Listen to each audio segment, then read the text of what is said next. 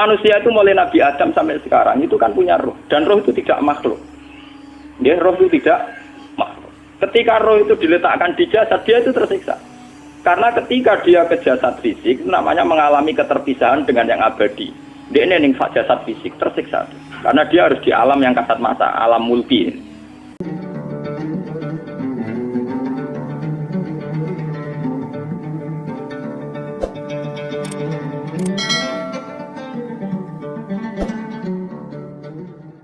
Kita punya trauma, entah itu fiktif, entah nyata, entah apalah. Kita punya trauma kasus Siti Jenar. Orang yang mendalami la ilaha illallah secara intensif, ya, entah itu disebut kalimat sodo, bosuluk, boseloko, mbah kono pokoknya. Orang yang memahami la ilaha illallah secara intensif, itu pasti menuju ilmu hakikat. Dan menuju ilmu hakikat pasti ngalami hakikat yang khoyali. Ini ruang nontonan ini. Hakikat yang nopo? Khoyali. Dan hakikat yang khoyali ini mulai menipu. Ya, kalau sudah begitu ruwet, misalnya ngeten ya. Ketika kula maca nggih diskusi ini utai perdebatannya kali jago mbek Siti Jenar. Saat itu ada Sunan Bonang juga. Kamu sujud pakai apa kali jaga? Ya pakai jasad. Dari Siti Jenar. Daging kamu itu hanya onggokan daging. Nanti itu jadi bangkai. Dan setelah jadi bangkai itu habis. Kamu nanti ditulis Tuhan tidak termasuk yang sujud. Kebuat yang mbok sujud itu bentek. Mikir kan juga.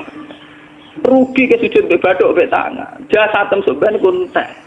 Ora ana sing crita kowe nak sujud mergo jasad itu mbok sampean dadi bang. Lah nek ngono sujud ning hakikat ora usah bathuk, ora usah tangan, ora usah sikil, yo rohem iku lho kon sujud mbek pangeran. Nak sujud mbek fisik ku rugi wong fisik sampean. Mikir kali itu. Orang bolak-balik kali Joko itu mantan wali preman terus jadi debat pusing. Siti Jenar tahu belajar tak tahu menang Irak. Yang jelas yang mulang gak sadar orang menangis. Wah, uang ini menjadi perdebatan. Sehingga keyakinannya kayak Siti Jenar, la ilaha illallah itu ya wahdatul wujud itu innalillahi wa inna ilaihi. Selama ini kalau orang syariat misalnya, orang syariat itu kalau ada orang mati, misalnya Kak Ruhin mati, nah aku kan muni innalillahi wa inna ilaihi raji'un, saiki Ruhin wis mate itu balik ning penge. Itu cara wong hakikat kan salah besar. Orang mati itu tidak ada, cara ilmu hakikat dan orang mati itu tidak ada. Roh ini tersiksa di alam fisik. Jadi ruh ini tersiksa di alam fisik. Karena ketemu ning jasate Ruhin. Tersiksa dulu. Akhirnya apa mangane kudu kerja piring Jepang tersiksa roti. Asal roti memang tersiksa. Misalnya kiai apa mangane dadak kudu pidato 2 jam bareng tersiksa. Roti kenapa? Tersiksa. Mergo ora butuh mangan, ora butuh ngombe, tapi gara-gara melok fisik. Paham ya? Lho ini tenang ilmu warai ta bener. Lah kula boten. Sampeyan betul lho guru waras maksudnya nggih. Artinya waras secara akademik karena ada referensi, ada marojek, nggih. Waras secara hakikat. Kula niku umpama merasake sampean wis ilmu hakikat. Artinya saya juga ngalami ilmu hakikat. Lan ngendikane sing aran hikam, wong ora tau mukasafah ora usah dadi ulama. Wis entah sekian detik ulama itu harus pernah mukasafah. Biar merasakan ilmu napa? Ada. Tapi ilmu hakikat itu bisa dilogika kan sebelum sampean sampai secara musyahadah. Paling enggak bisa sampai secara logika. Manusia itu mulai Nabi Adam sampai sekarang itu kan punya roh, dan roh itu tidak makhluk. Dia roh itu tidak makhluk.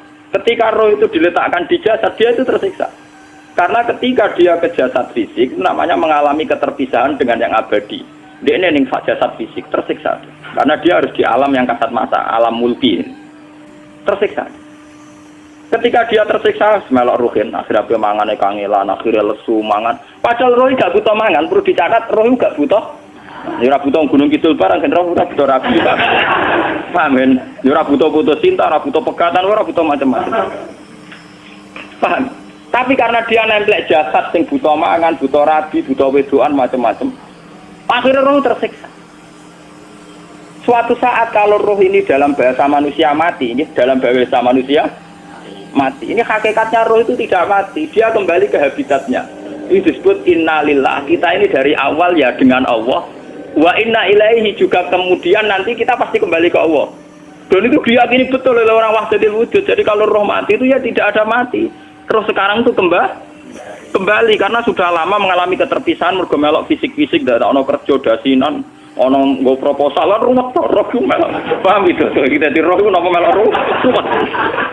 Lah roh ya tersiksa ngaku ra butuh mangan, ya ora butuh proposal kok ngalor. Itu tersiksa. Makanya dalam cerita-cerita Jalaluddin Rumi yang otentik di kitab-kitab begitu. Ketika beliau mau meninggal, muridnya itu nangis. Dari Jalaluddin Rumi, kamu jangan nangisi saya ini mau pesta perkawinan. Kamu tidak merasakan penyesalan saya ini lama menyesal karena harus hidup bersama kamu.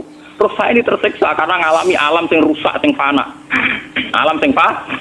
Harusnya roh saya itu di alam abadi, bukan di sini. Maka jangan tangisi kematian saya. Kematian saya adalah kembalinya roh ke habitatnya. Semenjak itu kematian dianggap malam perkawinan karena roh kembali. Walhasil nguniku cara ilmu tasawuf bahasa Arab jenenge wahdatul wujud, kena Jawa Yogyakarta Solo keadaan itu jenenge manunggaling kawula. Mergo sing rawan ngono rugen, Pak. Nek iki tak terangno detail.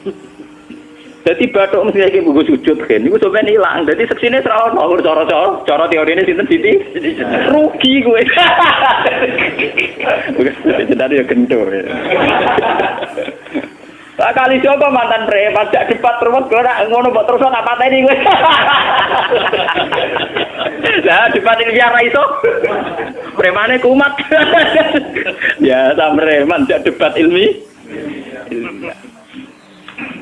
Ngono ku model. Kali Joko yo ora salah, dise Sayyidina Umar nggih ngoten. Umar sahabat top, saya jak debat atau milih patenane ya Rasulullah. Gak iso dene ilmiah. Mantar preman pasar ukat terus jadi sahabat top. Debat yang milih mate. Ada wonten cerita wong Yahudi njaluk keputusan Nabi. Bareng wis diputusno Nabi cek mamang.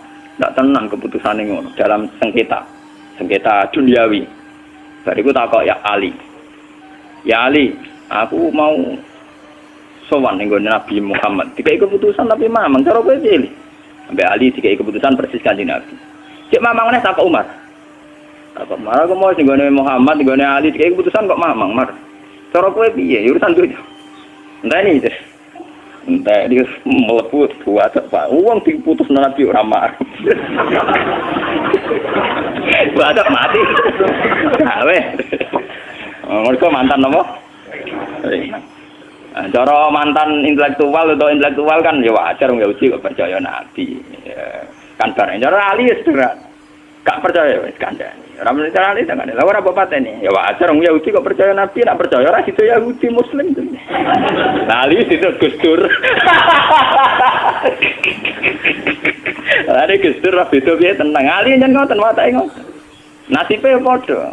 Ali itu ilmuwan yang jadi presiden gak sukses. Sing niru Gus Dur.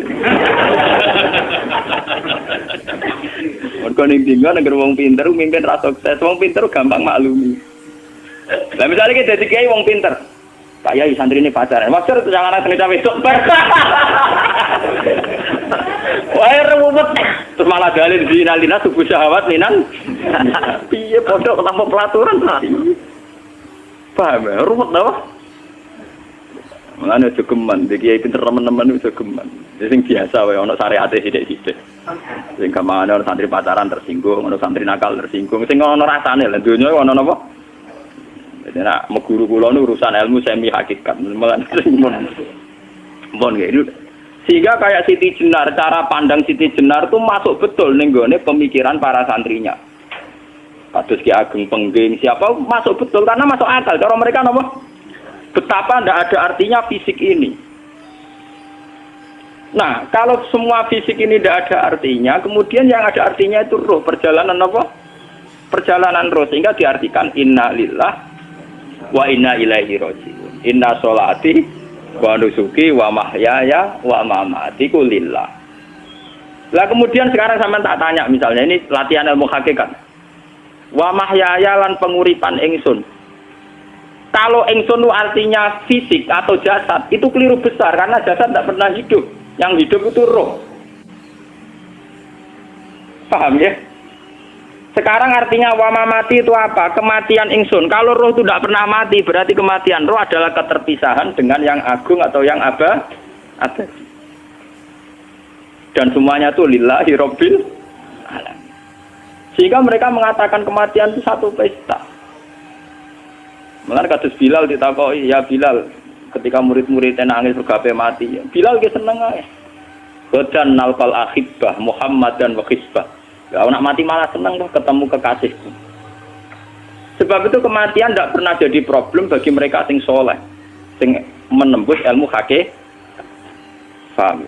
Tapi ilmu hakikat kayak ini itu yang diyakini Siti Jenar, diyakini Jalaluddin Rumi, diyakini para wali-wali wahdatul wujud.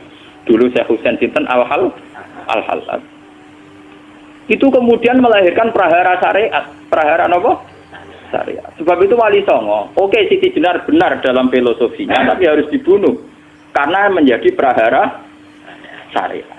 Sama dengan yang dikatakan Nabi itu benar, tapi menjadi prahara syariat. Akhirnya disomasi oleh Umar radhiyallahu anhu. Jadi sebetulnya sama, pola-pola ceritanya sama. Intinya sebuah ilmu hakikat harus dikawal napa? Syariat. Nggih kula bolak-balik, contoh paling gampang wit pisang. Wong nak mangan gedang kulitnya tetap dibuat. Tapi umpama gedang dari awal ora usah kulit, ra sido dadi gedang. Paham nggih? Meskipun kon ape dipangan ya dibuat. Tapi kita tidak bisa membayangkan pisang dari awal tanpa napa?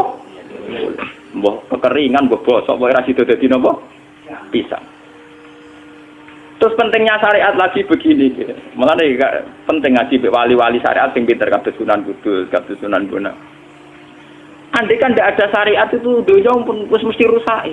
Contoh paling gampang masalah pornografi, porno aksi. Jadi jenengan aja omongi ngono ibu ngakak-ngakak deh. Dari pangeran wis pirsa, kowe nek klambi pangeran roh ora tentu ora ya rasa klambenan. Wong ora ana gunane. Kalau yang paling penting itu nazarullah, kenapa kowe klambenan barang, wong kowe klambenan ora pangeran tetep pirsa. Nyatane si jenar nak mulang nggih coba klambenan lah intine napa? Dinya ada nabi Sunan Bonang. Nah, aku percaya kabeh nazarullah ora usah napa? Klambenan. Tetapi teori ora usah klambenan iki dienggo tenan. Mulane nek pas wiridan aliran sesat ciri utama. Kira klambenan tenan. Lah ruwet to. Lho iki tenan iki cerita. Iki pentingnya ngaji nggih. Ben sampean ngerti variasi riwayat, kemudian kita orang syariat harus kayak apa, kemudian kenapa menjadi aliran wahdatil wujud. Lah terus kita ini ya, kita ini kan orang syariat. Memang kalau manung syariat itu akeh kok sampean-sampean siji mesti ra kramat. Modele ora di duwe bingung, ruwet. Urip wong syariat lho apa? Dineng bojo wedi, dineng tangga wedi, pengaruhe menurun. Pancen orang syariat itu banyak kriminal tauhidnya itu memang jelas. Melane kiai-kiai fikih nek ketemu kiai-kiai sing setengah jadah wedi mergo iso nebak atine. Ndekne meriang ngono. Sing kiai ora tau salat keramat padahal ngambungan wong. Sumudina salat pas waktu kok ora tau keramat. Wong ape buah utang tanggane iku keramat apane? Sing kono ngawur-ngawur sowan pirang. Meriang mulai syariat ngadepi wong hakikat napa? Mulane jogeman ge dadi wong syariat sing ngene iku bahaya. Nah kula mboten ngarah. Sampai dadi wong syariat sing ora keramat. Bahaya sekali itu bagi perjalanan agama. Kalau sering ketemu kiai-kiai yang terkenal keramat di juaduk tiang-tiang hakikat. Ditantang kanca-kanca kula wani, nak tantang aku tetep rawani kok. Mikir deh. Karena orang yang sama-sama ke jalur hakikat tetap punya alamat, tetap wonten simahum fi wujuhi min asaris sujud. Cara pandangnya mesti sama. Kalau nanti ketemu murid, ya artinya yang ikut aliran Siti Jenar, dia ada sholat, ada apa, hidup di satu tempat gitu. Padahal dia bisa baca ihya. Dulu pernah mondok di Mekah, pernah di Irak. Itu ya meresahkan para kiai. Kemudian sebagian mereka minta saya suruh ketemu. Ya walhasil kalau ketemu pertama ya. Jenengan Gus Ba. Tapi zaman roh jenengku teu pernah tak arani muka sapa. Nggih biasa mawon. Kula ora usah kenal jenengan nggih kenal. Dadi kula biasa mawon. Lalu pernah ngajari ajaran nih. Saya Gus ning donya tak enteni mau turu ngenteni mati ngono Gus kok repot. Jawaban kula terus enak. Sampai jare wong hakikat wong ngenteni mati bareng. Ya mati wis saiki iku. Rasa ngenteni saiki padha-padha wis napa? Wis mati. Ya saiki wis padha-padha wis urip. Wis padha kabeh. Nah cara ilmu hakikat kan terus sama semua. Napa? Sama semua. Tadi makanya itu tadi. Kalau baleni malih, logika hakikat itu begitu ya. Roh itu ditiupkan oleh Tuhan ke kita. Kemudian roh karena ikut alam fisik, alam jasad, roh ngalami yang kita alami. Nggih. Ketika roh ngalami yang kita alami, dia tersiksa. Nah, ketika roh sudah terpisah dari jasad yang mengekang, yang memenjara ini, dia senang terus kembali ke Tuhan. Ini disebut innalillahi wa inna ilaihi. Lah jasad ini kemudian menurut ilmu hakikat nggak ada gunanya sama sekali total. Hilang ditelan tanah. Lah kalau begitu jasad ini nak mbok agul-agulan, Gusti bathuk kula tak nggo sujud tangan kula ndi buktine tangan wis ra ono. Bathuk wis ora. Mulane dari Siti Jenar, hanya wali bodoh kayak kalian yang punya ajaran bodoh begitu. Malah rasupan terus. Mulane Sunan Kalijaga semangat kon mateni mergo tambah omongane glodro ndi. Tapi yang nggak disadari Siti Jenar yaitu tadi. Inti dari ilmu hakikat itu kan tunduk sama kersane Tuhan. Kalau sudah tunduk pada kersane Tuhan, kalau kersane Tuhan roh kita harus di jasad. Dan wujud jasad kita ini juga karena kehendak Tuhan. Kenapa yang wujudnya jasad yang karena kehendak Tuhan engkau ingkari? Sementara wujudnya roh tidak kamu ingkari. Toh wujudnya jasad ya bi iradatillah wa bi masyiatillah. Wujudnya roh ya bi wujudit bi masyiatillah wa iradatillah.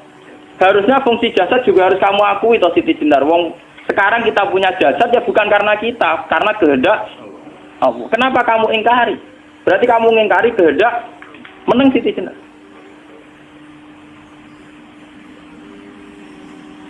Makanya hakikat yang pertama Semi itu pasti khayal. Lah Siti Jenar itu hakikatnya baru yang sampai khayal itu.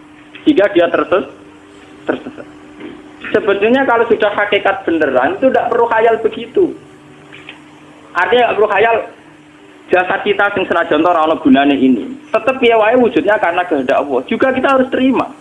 Apapun kekurangannya, apapun kenaifannya, ironisnya harus kita terima. Ini sebagai bentuk penerimaan kita pada masyiatil. Begitu juga keadaan roh kita sebagai penerimaan atas masyiatil. Meskipun ada teori-teori roh yang lebih valid. Lebih valid misalnya begini. Kanjeng Nabi itu suatu saat ininya terputus karena perang Uhud. Itu Kanjeng Nabi dia dolanan drijine ini. Napa cara napa jari jemari ini Nabi putus. Iki dolanan. Jadi Nabi sendiri kadang sering ngajarkan ilmu hakikat. Hal lagi illa usbun udmiyat wa fi sabilillahi ma lafitu. Kowe ora trimo fisik, bentuk fisik jari jemari sing ditetir berdarah. Tapi nak kue fisabilillah ayo wis balik ning habitatem. Sehingga kenapa para sahabat itu ketika dicincang, ketika putus tangannya, putus kakinya, sahabat yang usul ke ilmu hakikat itu malah senang. Karena jasad kita ini kan ila sabilillah menuju jalan Tuhan. Sekali dia sudah terluka fisabilillah itu sudah menemukan formatnya. Cara teori Cina bisa menemukan formasinya. Paham gitu? Orang kok malah ngeluh itu berarti goblok nek ngeluh paham tak? Paham ini apa? Jadi, makanya Nabi ngertikan, ya itu sudah ketemu formatnya. Ketika rohnya para syuhada nanti kembali ke Tuhan, ya ketemu formatnya lagi. Itu disebut wala taqulu lima yuqtalu fi sabilillahi amma. Dia tidak mati sesuai formasi awal, yaitu roh kembali ke Tuhan dan jasad ikut mengawal. Nah itu Nabi kadang ya pakai ilmu hakikat begitu. Mulane kula bolak-balik matur, kula nunggu mulai umur 20 tahun nopo pinten. Kulo ngateni nggih gadah penyakit dan ekstrim penyakit saya. Sampai saat ini kulo nak ngobatno ndak lebih 50% nggih karena saya tetap berpikir. Misalnya cara syariat kan berobat, tapi cara hakikat apa betul keberadaan saya di alam ini penting. Sehingga aku kepengen urip tak bela-belani ngantekan ratusan juta. Jangan-jangan penting mati ikuti bang uripku. Lah nak ngono lha apa tak bela-belani? Entek ratusan juta. Jadi misalnya kita berobat ya mau ya dari Nabi kan berobat ya berobat. Pokoknya kita Islam nggak sih mau geruduk kadang orang paham. Sekali kamu mengamati dengan sisi hakikat, coba sekarang sampean pikir, coba sekarang nggak pakai logika hakikat, pakai logika syariat saja. Saya ini misalnya asetnya 10 juta, misalnya, saya punya aset 10 juta. Tapi misalnya aku rugi nawan atau dipengaruhi di masa depan sama nih, kalau kulo kan soalnya cara teori di masa misalnya kulo ruhin, artinya kere di duit 10 juta aset. Tujuan saya sembuh kan supaya aku iso sembuh sehat, engkau iso kerja untuk anak. Tapi karena saya sakit nanti operasi tidak 10 juta. Operasi tidak 10 juta. Wong aku repera mesti iso marisi anak. Apa meneh nek 10 juta tak ada gue berobat malah jelas ra iso marisi. Lah nak ngono penting matiku ya dibanding 10 juta. Karwan iso diwaris langsung. Sementara anak aku mari dibiayai 10 juta rong mesti mari 10 juta mesti entek. Artinya tidak ada jaminan kalau berobat itu secara visi ke depan lebih baik. Soalnya malah ngentekno donya nggak jelas akibat positifnya. Misalnya tetap lumpuh duit entek. Teori loh, Bapak artinya apa? Teori hakikat tetap lebih benar bahwa hidup itu tidak ada artinya, semua itu tidak ada artinya. Berobat apa enggak berobat semuanya tidak ada arti. Teori loh gini. Sehingga kalau kita tengah-tengah aja tengah-tengah, kados kula misalnya lara nggih berobat. Gusti separuh kula nglakoni syariat, tapi sebagai kula ulama fikih nggih separuh kula lakoni napa? Jadi kula tetep mboten ngarah obat 100%. Tapi orang ngarah berobat wong kula tiyang napa? Syariat. Tapi memang faktanya itu begitu. Cara Kanjeng Nabi kadang Kanjeng Nabi berobat. Kadang Kanjeng Nabi wis nikine tercincang digeguyon nak. Wa laki illa usbuun utmiyat ora kok driji sing gak melok-melok. Nah, bukti bahwa jasad ini begitu tidak penting. Kayak Sayyid Hamzah. Menurut Sayyid Hamzah nganggep wahyu bentone ra karuan. Kalau teori Siti Jenar itu benar, teori Jalaluddin Rumi benar teorinya lho, ora kok ra salate lho nggih, maksudnya pun nganut ra salate. Benar cara analisis roh. Ketika Sayyid Hamzah dinyatakan mati oleh manusia, oleh hukum manusia dinyatakan mati karena dia sudah tidak bergerak. Dalam teori hakikat kan rohnya Sayyid Hamzah sudah fi khawasili tuyurin khudrin. Rohnya sudah diambil Tuhan, tidak mati. Paham ya? Ketika rohnya Sayyid Hamzah sudah diambil, jasad ini sudah tidak punya rasa. Sekarang secara syariat kasat mata kita tahu, wong jasad nak diinfus, di sayat-sayat dioperasi ora kroso. Apa meneh saiki ruhe wis bisa.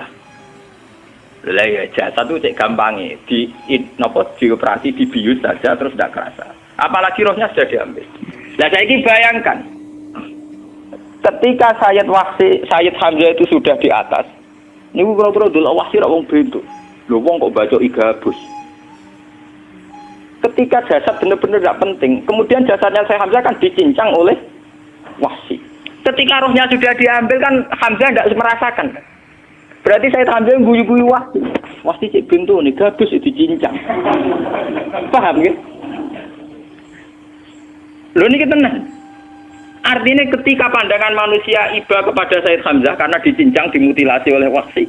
Wahsi tidak mengalami Pak Sinter, Sayyid Hamzah tidak mengalami apa-apa karena rohnya sudah bersama Tuhan. Dan iso wae Sayyid Hamzah malah guyu-guyu wahsi. Cek goblok gabus kok dicincang.